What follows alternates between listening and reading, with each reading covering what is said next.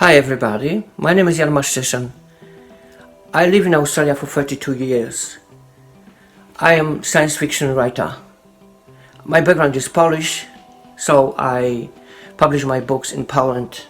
I would like to talk for a couple of minutes about my writing and take you for the tour around the kingdom of my imagination. This is my first novel, Solar Worlds, illustrated by my friend Paweł Leśniewski from Poznań, Poland, who is passionate about the products of my imagination.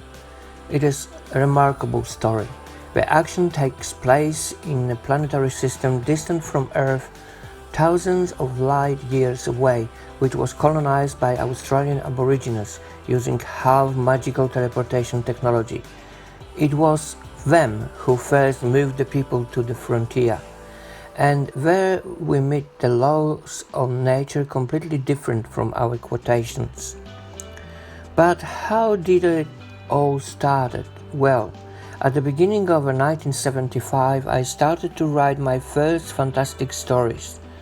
2 years later, at the age of 17, I managed to publish one of them in a Nowy Wyraz, literary monthly. A moment later, my friends and I founded the first fantasy club in Silesia, Poland, which took the name of Somnambule, a kind of hunting ghost.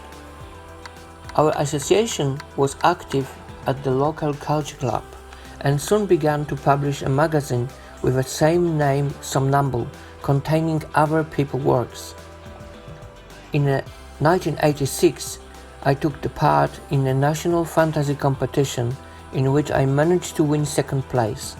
I really appreciated this award because I found myself between the two fantasy celebrities of then Polish writers, Huberat and Sapkowski. His famous today's story, The Witcher, was then the third. 3 years later, I left for Australia and I hung my writing on a stake.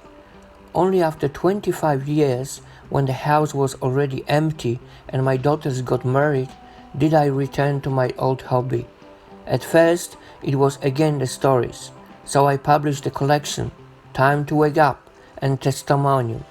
But the volumes of the stories grew quickly, and I created more and more complex worlds, which I regretted leaving not only because of the imaginary world, but also because of the meticulously constructed heroes.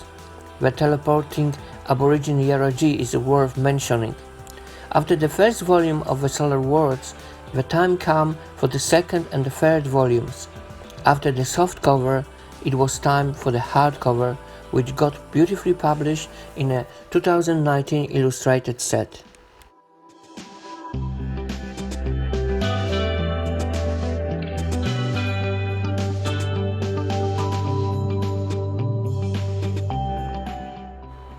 The newly published books are a masterpiece of graphic design, to which a famous graphic designer and excellent writer Tadeusz Meszko put his hand. It is worth mentioning that I was a guest of a Festival of Fantasy in Lidica 2016, where I managed to meet many great artists. There were graphic designers, writers and literature critics. I had a chance to talk to Lech Jęczmyk, Paweł Majka, Marek Oramus, Maciej Parowski, Rafał Ziemkiewicz or Marcin Podlewski. I could look at the beautiful Teutonic castle. I could breathe the air of the forests and lakes of Warmia and Mazury. I also managed to meet the readers. I saw with my own eyes a long queue for autographs and was happy to answer their numerous questions. I also met my first publisher, Wojtek Sedenko, who was the first person in the world to believe in my creative potential. The Solar Worlds were noticed behind our eastern border, in Russia and Ukraine, and were almost released in English by the Irish publisher.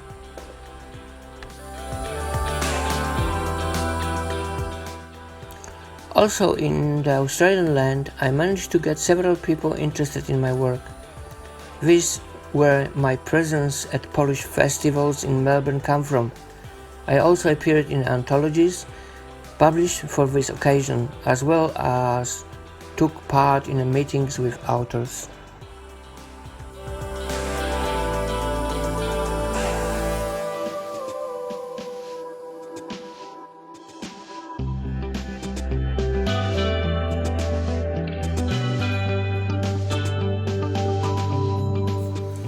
And we are in my office, and I would like to show you the book which really made the difference in my career.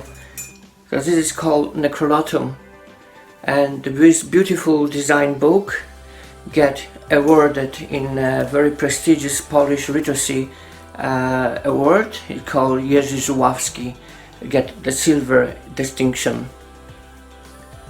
So what about book itself?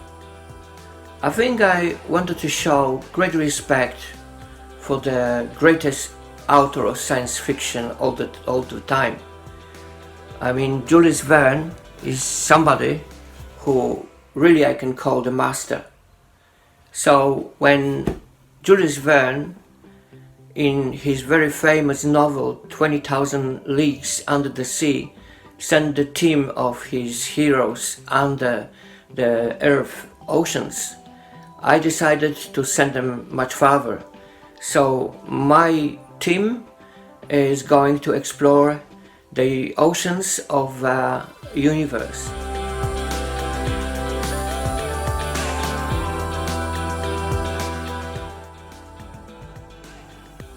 Necrolotum is the name of a legendary mythical current that leads like a river to the oceans of a universe.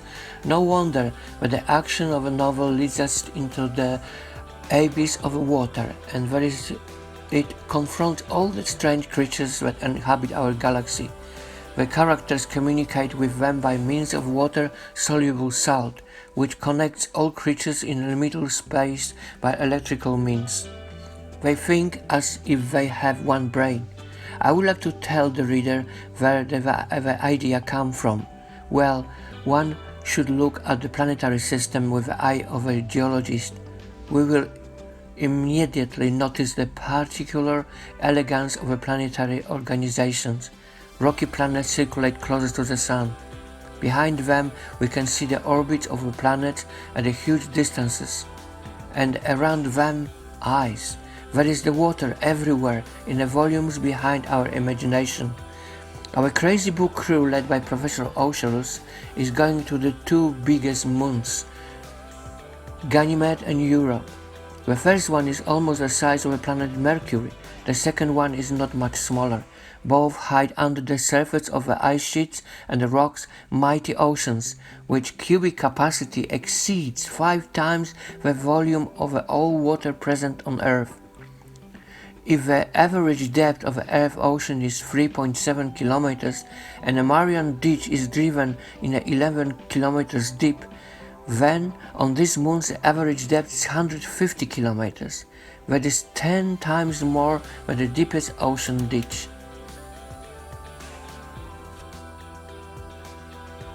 It should be mentioned that every life needs energy supplied from the outside of the moons, generated under the influence of the friction and tides of the powerful one, Jupiter. But this is not the end of our adventures and not the end of our book exploration. I invite you for more. On the end, I have to invite you to my garden, where I let myself be carried away by my fantasy and where I draw infinite inspiration from. There is built a tiny village of Papua New Guinea with a gallery of my paintings and steel mask. You also find the dinosaurs which perfectly fit into the surrounding landscape.